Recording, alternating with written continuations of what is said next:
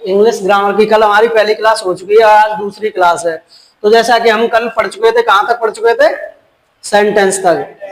अब आगे सेंटेंस के बारे में पढ़ेंगे। तो एक बार सभी लोग डेफिनेशन बताएं सेंटेंस की। What is sentence?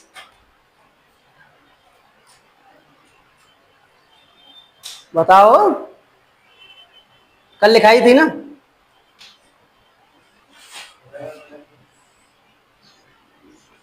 आज लिख लीजिए, a sentence is an arrangement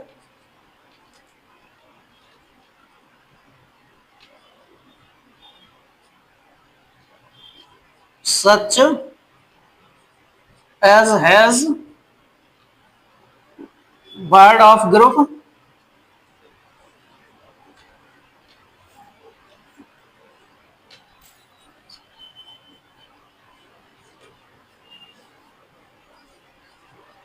which give us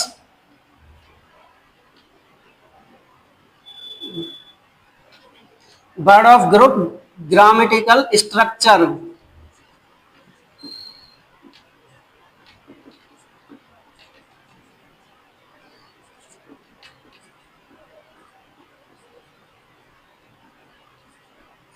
and complete and logical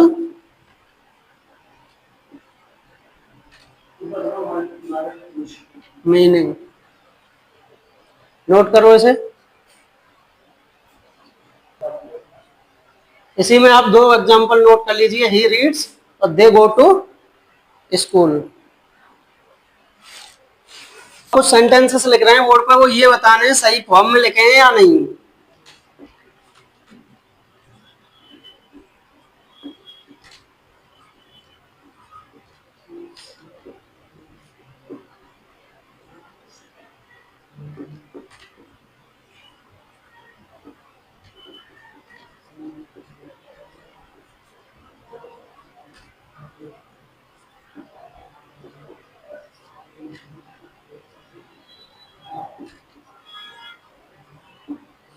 ये 4 सेंटेंसेस हैं, ये बताओ पढ़ के इसमें कौन सा सही है और कौन सा गलत है, या चारों सही है या चारों गलत है।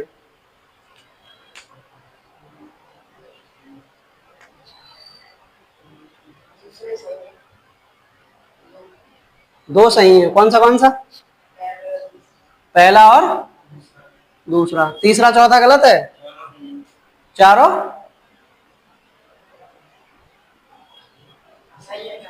हमने बोला था सेंटेंस को दो तरीके से देखते हैं, एक ग्रामेटिकल और दूसरा मीनिंग से बेस पे लॉजिकल। तो ग्रामर के दृष्टि से देखें तो ये चारों के चारों सेंटेंस कैसे हैं? सही हैं। लेकिन अगर हम इनका मीनिंग निकालेंगे तो गलत है, इसमें कुछ। उसको जानते हैं, ही इज हियर, वह यहाँ है, तो ये बात बिल्कुल सही है। ही इज देयर, वह वहां है, ये भी सही है। आई एम हियर, मैं यहाँ हूं। अब लास्ट वाला देखते हैं, आई एम देयर, मैं वहां हूं। या क्या ये लॉजिकल बात सही है कि मैं वहां हूं? तो जो स्पीकर होता है वो फर्स्ट पर्सन होता है, फर्स्ट पर्सन एक जगह विजिबल हो सकता है। ये बोल रहा मैं वहां हूं, अब जब ये वहां है तो बोल किससे रहा है? तो ये क्या लॉजिकल गलत है। बाकी के तीनों सही हैं, नोट करो इसे। बैठे हुए हैं घर पे, किसी ने कॉपी चेक की, पूछा ये गलत क्यों है तो बता ही नहीं पा रहे हो। हम दो एग्जांपल और चेक करते हैं।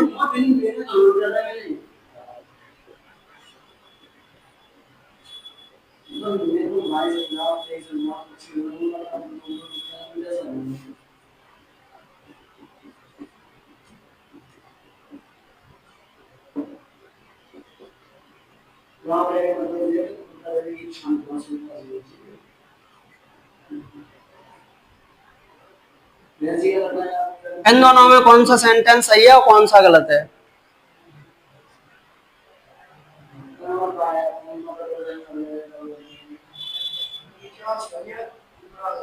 नीचे वाला सही है और ऊपर वाला, ये ऊपर वाला गलत क्यों है? क्या? हाँ, वर्ब अपने आप बाद क्या लेती है? Objective case. और ये क्या है? ही सब्जेक्टिव केस, इसलिए ग्रामर के हिसाब से गलत है। अब दो सेंटेंस और समझाते हैं, उसके बाद आगे चलते हैं।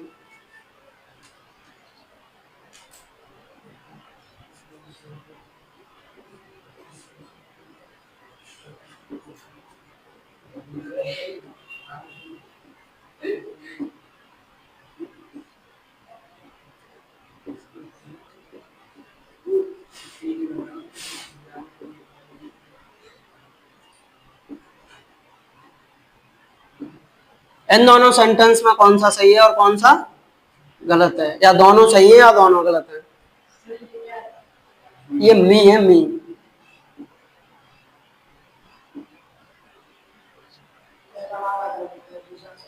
पहला वाला गलत है, दूसरा वाला? पहला वाला गलत क्यों है?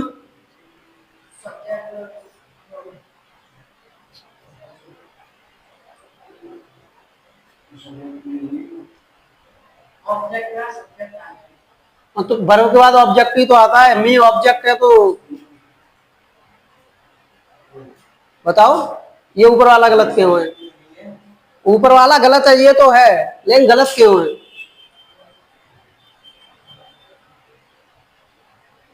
क्योंकि ये अपने आप में लॉजिकल नहीं है, इलॉजिकल सेंस दे रहा है। ग्रामर के अकॉर्डिंग तो ये सही है, लेकिन मीनिंग के अकॉर्डिंग क्या है? ये रॉन्ग है। क्योंकि सेंटेंस हो रहा है दे किल्ड मी, उन्होंने मुझे मार दिया। जब मुझे मार दिया तो फिर मैं ये बात बोल कैसे रहा हूं? ऐसा हो सकता है? नहीं हो सकता। तो ये सेंटेंस लॉजिकल पॉसिबल नहीं है, इसलिए रॉन्ग है। ग्रामर के अकॉर्डिंग देखेंगे तो सही है, लेकिन लॉजिक के अकॉर्डिंग तो डेफिनेशन क्या थी सेंटेंस की? बताओ एक बार, हिंदी में ही बता दो। शब्दों का ऐसा समूह जो अपने आप में कंप्लीट हो और एक सार्थक अर्थ दे। तो ये अपने आप में कंप्लीट हुई है ग्रामर के अकॉर्डिंग, लेकिन सार्थक अर्थ नहीं दे रहा, तो ये क्या हो गया? रॉन्ग, ये सेंटेंस नहीं है। अब और नीचे वाला ग्रामर के अकॉर्डिंग भी सही है और अर्थ भी दे रहा है, तो ये सेंटेंस है। नोट करो इसे।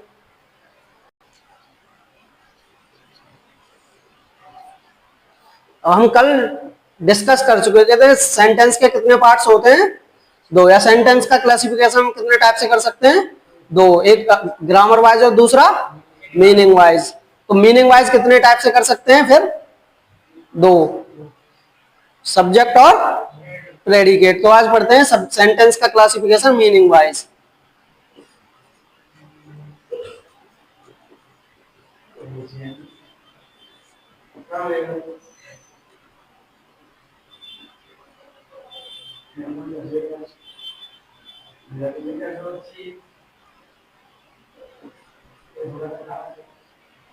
फर्स्ट क्या होता है?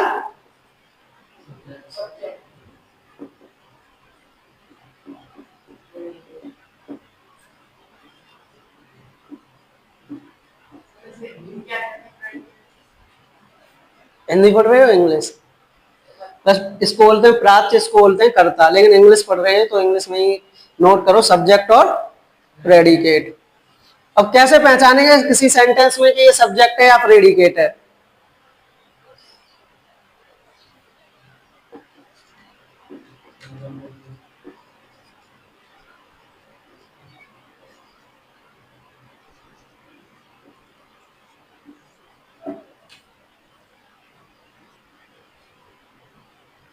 जैसे ये सेंटेंस लिखा है ही इट्स अ मैंगो, इसमें कैसे पहचानेंगे कि कौन सा सब्जेक्ट है कौन सा प्रेडिकेट है?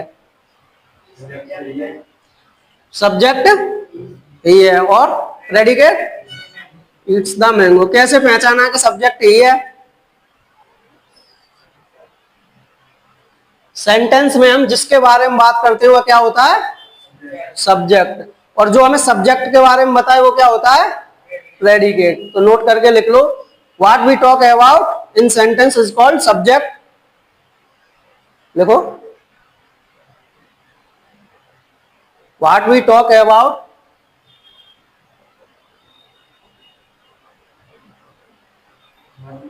टॉक अबाउट इन सेंटेंस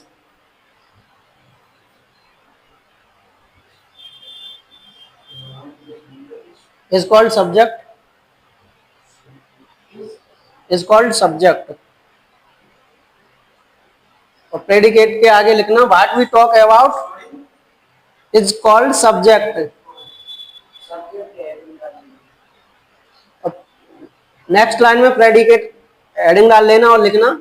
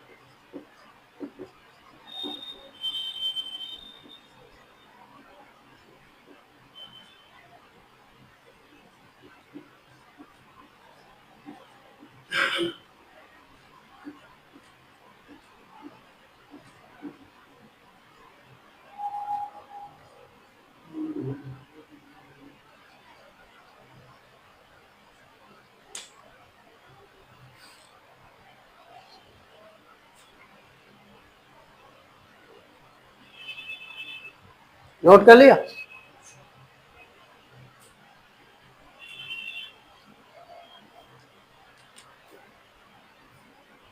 अगर हम इसको और डिफाइन करना चाहें और समझना चाहें तो ऐसे समझ सकते हैं कि सब्जेक्ट जो होता है वो किसी सेंटेंस का या हम जो मैसेज देना चाह रहे हैं उसका क्या होता है, टॉपिक।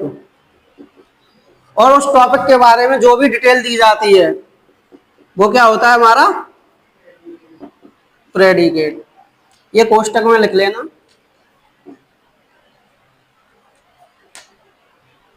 मतलब जिस भी हम मैसेज या सेंटेंस के बारे में बात करना चाहें, उस किस टॉपिक पे बात करना चाहें, वो टॉपिक हमारा क्या हुआ, सब्जेक्ट। और जो टॉपिक के बारे में डिटेल दे वो प्रेडिकेट। अब कुछ सेंटेंसेस लिखते हैं, उनमें पहचानना है कौन सा सब्जेक्ट है और कौन सा प्रेडिकेट है।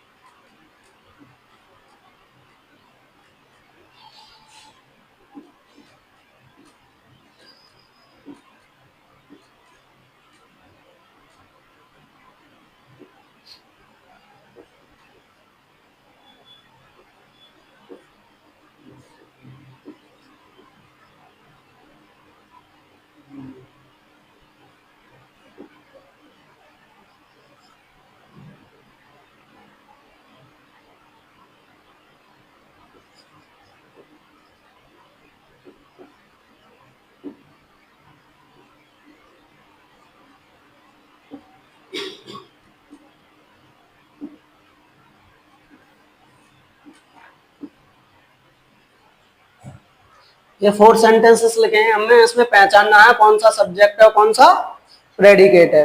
तो फर्स्ट सेंटेंस में सब्जेक्ट क्या है, दे। कैसे पता चला, सब्जेक्ट। अदर देन ये क्या रहा, प्रेडिकेट। सेकंड सेंटेंस में पहचानो सब्जेक्ट क्या है,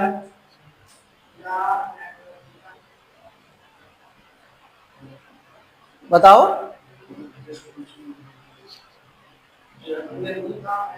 is a good person, person PERSON।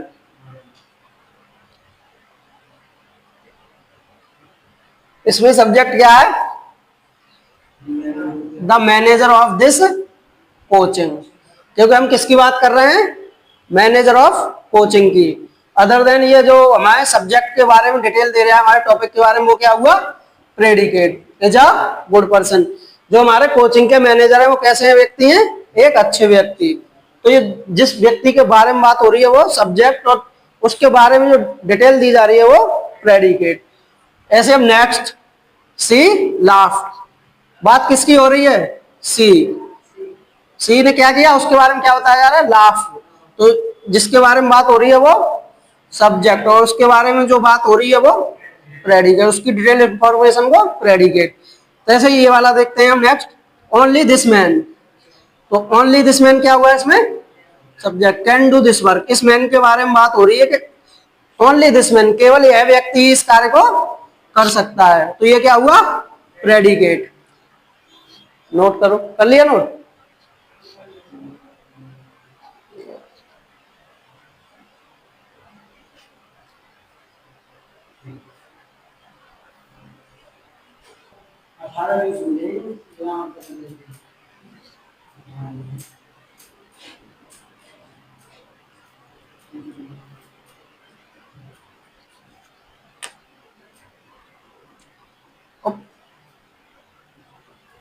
बहुत सारे लोग क्या सोचते हैं सब्जेक्ट और प्रेडिकेट के बारे में कि जो सब्जेक्ट का छोटा पार्ट होता है वो क्या होता है?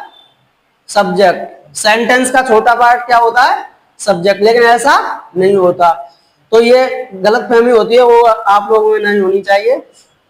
अब सब्जेक्ट सिंगल वर्ड भी हो सकता है, और प्रेडिकेट सिंगल वर्ड भी हो सकता है। ग्रुप ऑफ वर्ड्स भी हो सकता है, और प्रेडिकेट भी ग्रुप ऑफ वर्ड हो सकता है। ये जरूरी नहीं है कि सब्जेक्ट सिंगल वर्ड ही हो या प्रेडिकेट सिंगल वर्ड ही हो। अब इसमें जो जानने वाली बात वो ये है कि सब्जेक्ट सिंगल वर्ड हो सकता है और प्रेडिकेट भी सिंगल वर्ड हो सकता है। लेकिन जब प्रेडिकेट सिंगल वर्ड होगा तो कौन सा वर्ड हो सकता है? केवल वर्ब। अगर सब्जेक्ट के साथ प्रेडिकेट लिखा जाएगा तो वर्ब क्या है? कंपलसरी है। बिना प्रेडिकेट सब वर्ब के हम प्रेडिकेट को नहीं लिख सकते, बिना वर्ब के प्रेडिकेट को नहीं लिख सकते। तो वर्ब प्रेडिकेट में आना क्या है? कंपलसरी है। अगर जैसे सब्जेक्ट भी सिंगल वर्ड है और प्रेडिकेट भी सिंगल वर्ड है, तो सिंगल वर्ड प्रेडिकेट का क्या होगा? वर्ब। जैसे लाफ, लाफ क्या है? एक्शन है, वर्ब है। नोट कर लेना इस बात को कि अगर प्रेडिकेट सिंगल वर्ड का हुआ तो वर्ड वर्ब ही हो सकता है। इतना लिख लो।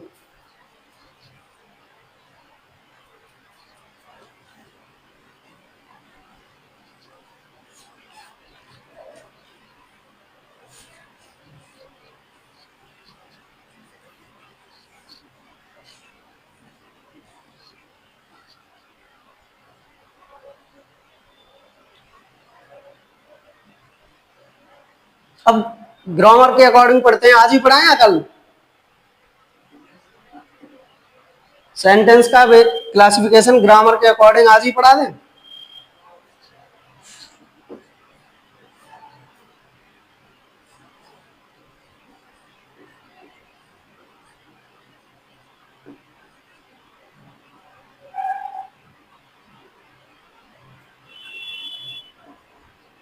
सेंटेंस का क्लासिफिकेशन ग्रामर के अकॉर्डिंग कितने टाइप से होता है? 3। कल बताए थे। फर्स्ट क्या होता है? सेकंड क्या होता है? और थर्ड क्या होता है? क्लोज। वर्ड, फ्रेज और क्लोज। कल वर्ड के बारे में हम डिस्कशन कर चुके थे। Word a group of letter, ऐसे अक्षरों का ऐसा समूह जो अपने आप में कंप्लीट और लॉजिकल मीनिंग दे, क्या होता है? वर्ड। इसके बारे में कल पढ़ चुके थे। आज क्या पढ़ेंगे? फ्रेज।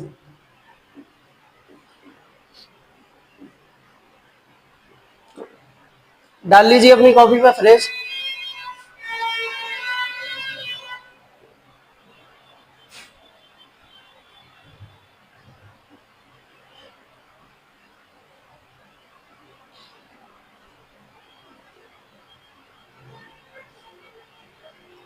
फ्रेज, फ्रेज भी क्या होता है? Group of word. फ्रेज क्या होता है? Group of word. लेकिन ये कंप्लीट मीनिंग नहीं देता। मीनिंग तो देता है लेकिन कंप्लीट मीनिंग नहीं दे सकता। फ्रेज कई टाइप के होते हैं। जैसे नाउन फ्रेज, अगर नाउन से शुरुआत हो रही है तो नाउन फ्रेज। एडजेक्टिव है तो एडजेक्टिव फ्रेज। उसके बारे में डिस्कशन करेंगे। पहले समझते हैं फ्रेज। तो फ्रेज किसे कहते हैं? Group of word. Which give us meaning but not complete. ऐसा शब्दों का समूह जो हमें कुछ ना कुछ अर्थ दे लेकिन अपने आप में पूर्ण ना हो, क्या होता है? फ्रेज।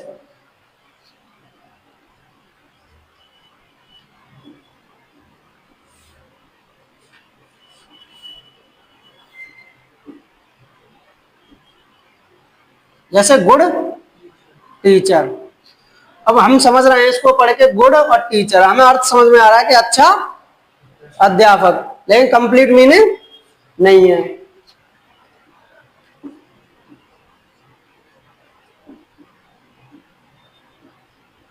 ऐसे ही गुड स्टूडेंट, ये भी समझ रहे हैं कि अपने आप में मीनिंग दे रहा है लेकिन कंप्लीट मीनिंग नहीं है।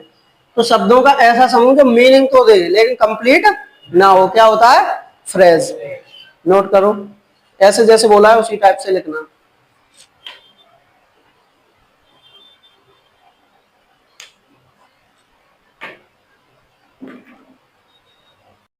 क्या हुआ? लिखें?